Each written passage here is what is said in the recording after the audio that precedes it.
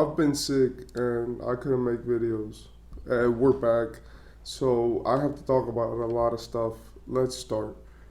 And in this week, I know that I've missed the best week of basketball, and basically, there are a lot of things that happened.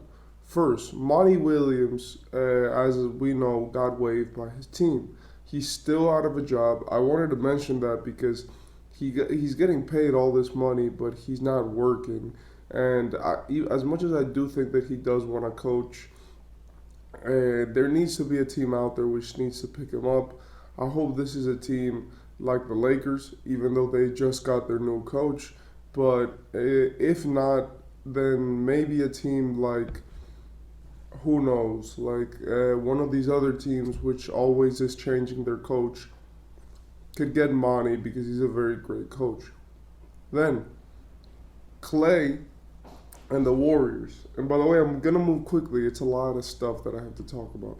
Klay and the Warriors. Klay and the Warriors has been the best or the most compelling story to be spoken about during this offseason. Now it has been decided and it has been reported that apparently the Warriors want to and Klay want to part ways. They don't want to play with each other. They don't want to be together anymore. And that has caused people to think about, like, yo, where's Klay going? Really, no one knows, and no one has any idea as to where Klay is going. But what I do think is that Klay is going to a situation where he can actually be a contributor. A few of those places that I would actually like him to go would be places like a Sacramento, maybe see him on the Lakers, and maybe have these, teams which are actually competing for something, not teams which are going to take Klay and use his talent to maybe go a bit further in the playoffs, but a team which can actually be a contender. The Thunder.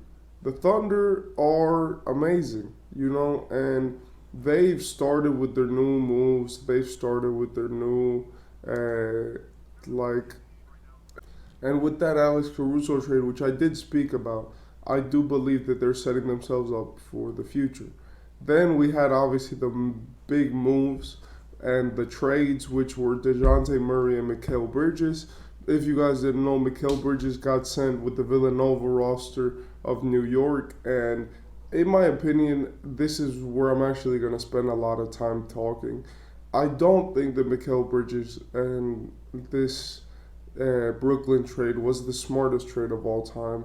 The only reason why is because, as much as I do think that New York didn't need a guy like Mikal Bridges, just because they have so much instability and they need a guy who can guard consistently and who can actually put up good offensive numbers with consistency next to Jalen Brunson. I do believe that they paid and they overpaid heavily for Mikal Bridges. This, I feel like, was more out of desperation because they weren't going to get any other stars. And when you look at the Mikal Bridges situation, you can see that it was like Mikal Bridges is not the player which is going to win you a championship, but he might be the player which, around the guys like Jalen Brunson, Josh Hart, Dante DiVincenzo, Mitchell Robinson, and Isaiah Hartenstein, who could win you the championship. Now, with that being said, the Knicks also signed OG Anunoby to like $150 million deal, something like that, or like $200 million deal, and that went pretty under the radar. And really, apart from that, oh yeah, a 5-year, $212.5 million deal. So if they do both of those things, then that means something. First, that means that Julius Randle is out of New York because that would be way too many guys, way too many starting positions, and it would mean that they're probably moving on from Randle, probably going to move Josh Hart to the starting power forward and just going to rock with it like that. Or they're just going to move Mikal to the power forward, running a bit smaller with one of the big guys at the helm, which could happen as They saw in the playoffs last year that they did not need Julius Randle to go deep in the playoffs. And this also means for the Nets that they can finally rebuild. If you guys don't know, the Nets did a series of moves which spun some things around in the NBA, and basically in the end they ended up with their own picks for the next two drafts, 2025 and 2026. With those two picks, they could actually comfortably tank, which is what they wanted to do, because that way they can tank, because since now they have their own picks, then they're going to be the ones who benefit from themselves tanking. They did that by trading picks, by getting picks from Briges and then trading that to Houston. And in the end, they got their picks back and they got their stuff back. Then we had this Wizards trade where they traded Denny Avdia for Malcolm Brogdon, basically. I like the deal for the Blazers. Getting Denny Avdia, I think, is going to be good. And especially now that you have this young roster which you're trying to develop, it's honestly pretty good. I also do think that the Blazers should try to shop around Ayton and try to get a different center to be their centerpiece for the future, because honestly, dominating, I don't think is going to be popping up anytime soon. Then we have other trades like the Dejounte Murray trade, which was one where I believe that both sides actually did pretty well.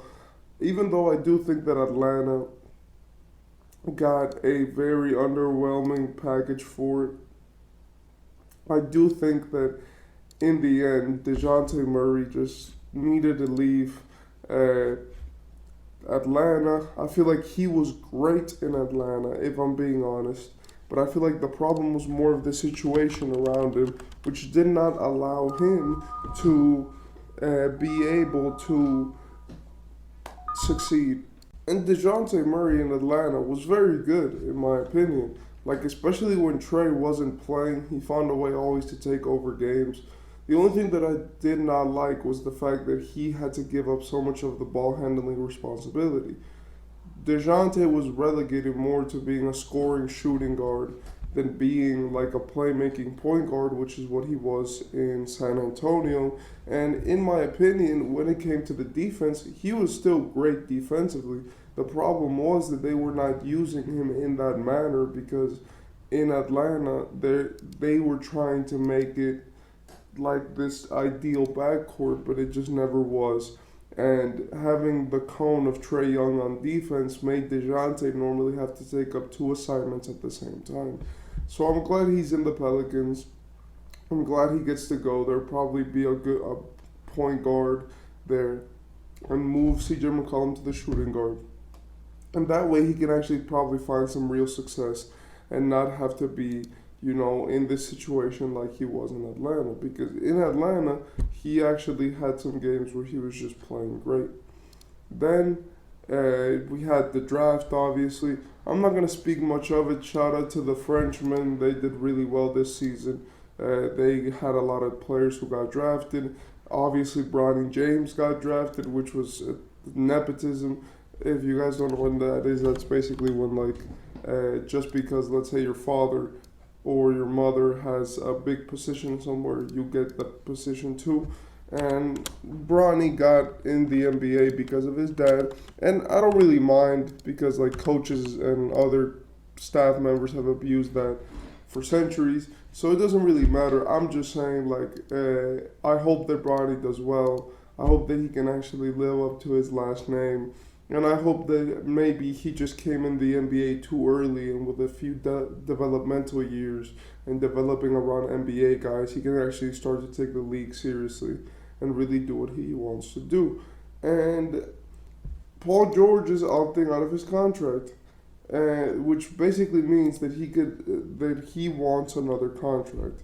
If that is from the Clippers, if that is from the Sixers, if he just wants to, be traded, he's going to opt out, and that's going to be very interesting, as we're going to have a series of decisions now which need to be made, because Paul George, him being such a great player, is going to demand a lot of teams' respect and responsibility, and he wants to win.